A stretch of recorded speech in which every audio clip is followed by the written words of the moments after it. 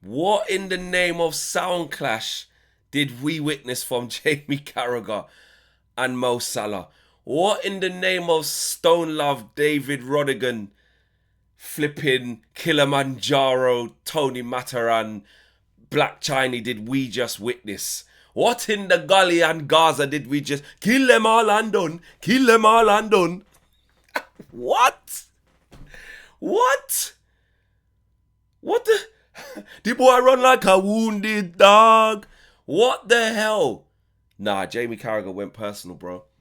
He went personal. I'm telling you now, he went personal. Now, he understood the assignment. Yeah? He understood the assignment. He came out, bad boy, death row. That's what it was. He came out swinging, right? To defend his club. And really, though, he let his emotion just creep into a bit too much, though, because what Jamie Carragher did was he ended up getting lost in translation a little bit, because he started bringing in AFCON. He started bringing in, basically, you were as a loser before you got here. He started bringing in, you should be happy to be here. And a lot of what Jamie Carragher said was actually right. But then when he started bringing in Egypt and what have you done for them, and before that, I think he said they've got like record numbers of winning that trophy, the AFCON trophy. But since you've been playing for them, they ain't done nothing. It's below the belt. It felt like he wanted to let off this venom, like even when he was playing well. And I think that it allowed the corridor of opportunity for people to come in and start saying, like, this feels a bit personal. You're bringing in things that aren't really to do with it. He should have left that bit out. Because all what he said about, you know what I mean, he's thrown Liverpool under the bus and, you know, it's a disgrace. And he was waxing lyrical. Man was running lyrics. And then he just dropped the AFCON thing, the Egypt thing, the Chelsea reject thing. And it works both ways. Do you know what I'm saying? Because Mohamed Salah, before he got to Liverpool, what were Liverpool doing before he got there? That's where you got to be real. Like, what were Liverpool doing before Mohamed Salah got there? What, won one title in, 30 years? Like, okay, I know they, you know what I mean, they won a couple Champions Leagues and that, in that era. But what were they doing? Not much.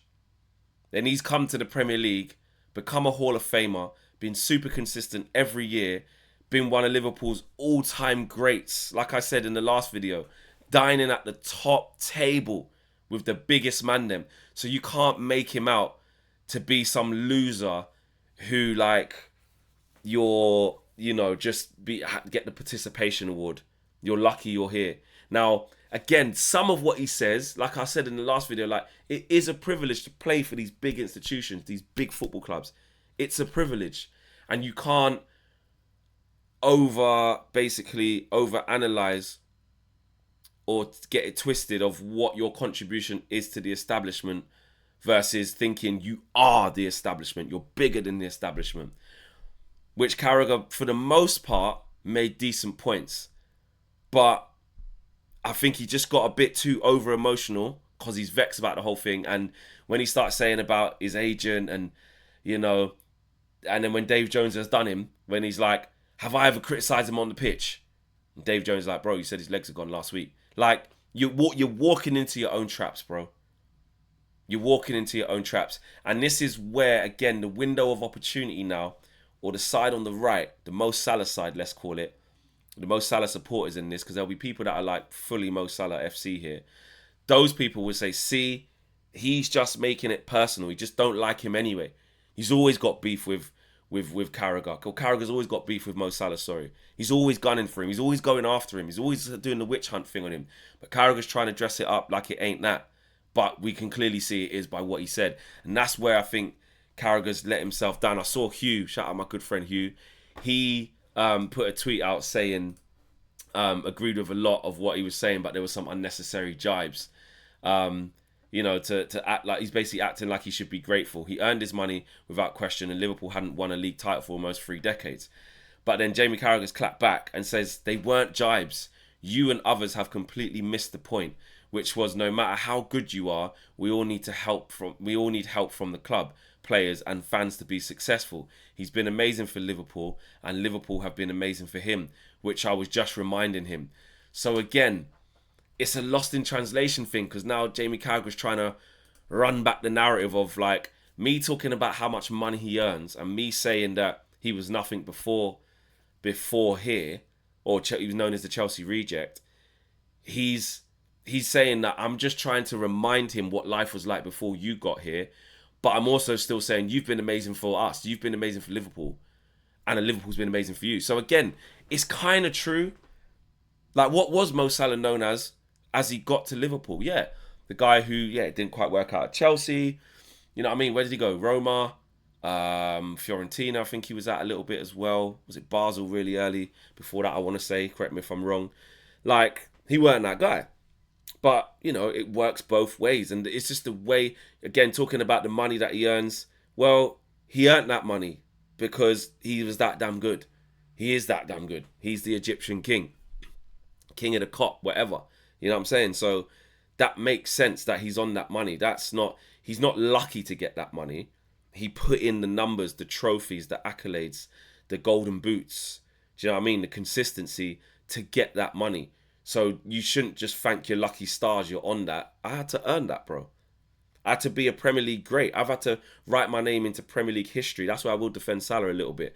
So again, it's a poor choice of lane to choose for Jamie Carragher, I think, in that moment, because it deviates from the selfishness that most you've basically without realizing, Jamie, in that minute, I think he's given Mo Salah an out without meaning to, because he's angry. Do you know what I'm saying? Because he's angry. But like I said, most of what he said, I agreed with. I think it was facts, but I think it was a cheap shot to drop the Egypt thing in there. There's been plenty of top players who ain't done shit for their national teams. Look at Ryan Giggs. What did he do with Wales? Nothing. Do you know what I'm saying? Look at Odegaard up until this point. Like, I know that's a mad thing to go from Ryan Giggs to Odegaard, but I'm just thinking off the top of my head, you know, they don't really do much with Norway. You know, who else? I don't know, maybe Isak with Sweden. I don't know, what have they done? There's you can't do it by yourself. You know, at one hand, Jamie Carragher saying that, without, you know, be thankful for your teammates and this, that, and the other. Without your team, you're nothing. It's all about the team. But then on the other hand, he's trying to suggest that Egypt should be doing the madness because of Mo Salah. But so why haven't you done anything? You ain't even done nothing for Egypt anyway. That just feels too personal.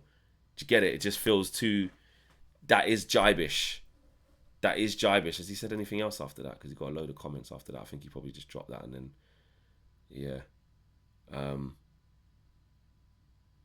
Yeah. So it seems a little bit, do you know what I mean? It seems a little bit charged up, and you know what I mean? Nah, not the right thing to say. So listen, it's going to continue.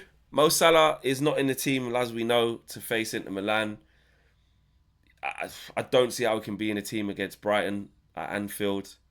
I think Arne Slot handled it pretty well, to be fair. I give him near enough full marks for that.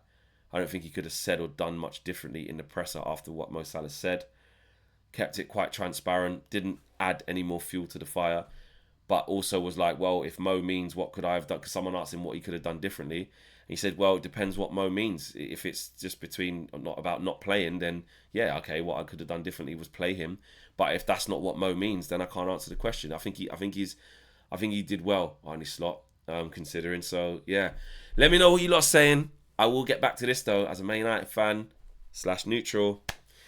Let the drama commence. Let the drama continue. I need to see what Mo Salah's got. He's got 24 hours to respond. Petrol station settings. Chip. Let's go.